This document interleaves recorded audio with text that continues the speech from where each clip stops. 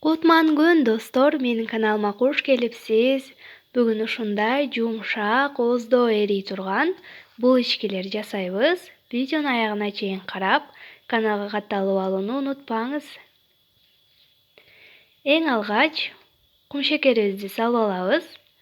Андан кийин тузубузду салып, майыбызды, мен суу май колдондум, жөнөкөй семечка май.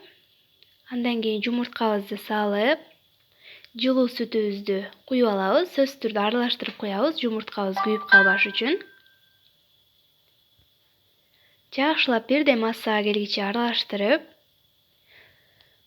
дрожжубузду салып, 10 минутага коюп коебуз.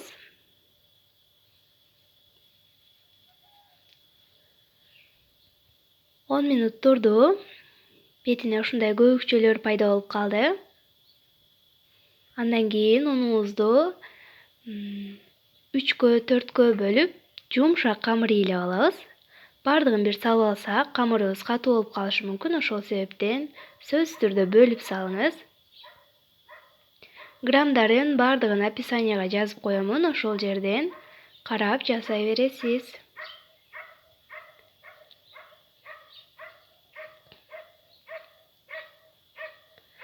Камырды өтө катуу кылып албаңыз. Бир аз колго жабышып турган камыр болсо жетиштүү. Жакшылап ээлеп алгандан кийин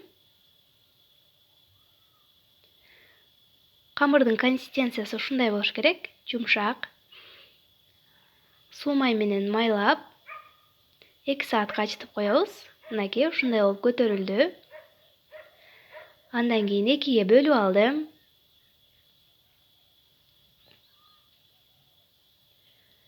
Мен ушундай негизде бышырдым формаларын. Сиздер өзүңүздөр каалагандай ар түрдүү формада даярдасаңыздар болот.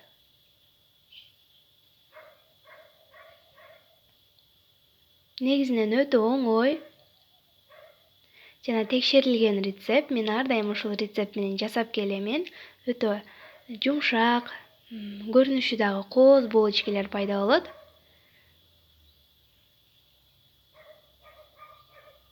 Ичине начинкалар салып жасасаңыз болот. Албетте өзүңүздүн каалооңуз менен болот бу бардыгы.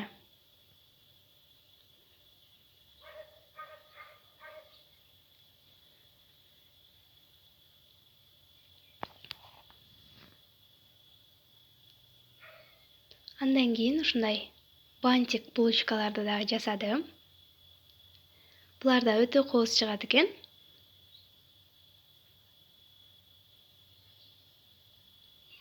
Конок келгенде койсоңуз дагы дасторконуңуздун көркүн ачкан булочкилер болот.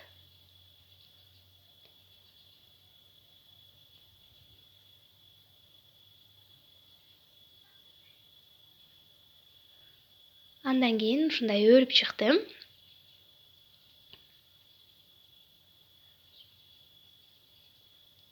Видеодо көрсөтүлгөндөй кылып өрүп аласыз.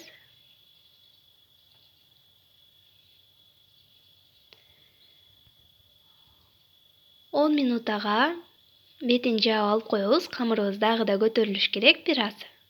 Духовкага түшөрдөн алдын. Ага чейин кийинки тестабызды алабыз. Ушундай курасан булочкалар жасап алдым. Сиздер өзүңүздөр каалагандай формада түйсөңүздөр болот. Мен жумуртканын ак сарысын бөлбөймүн. Тегиз бир аралаштырып,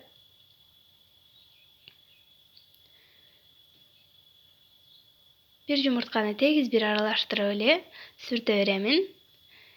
Эч кандай өзүңүздөрдүн духовкаңыздарга карап бышырып аласыздар.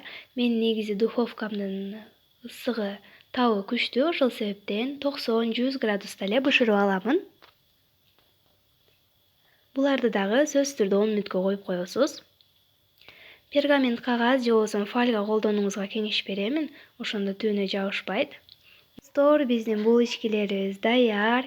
Сөзсүз түрдө жасап көрүп, жаккан болсо лайк коюп, каналга катталууну унутпаңыз.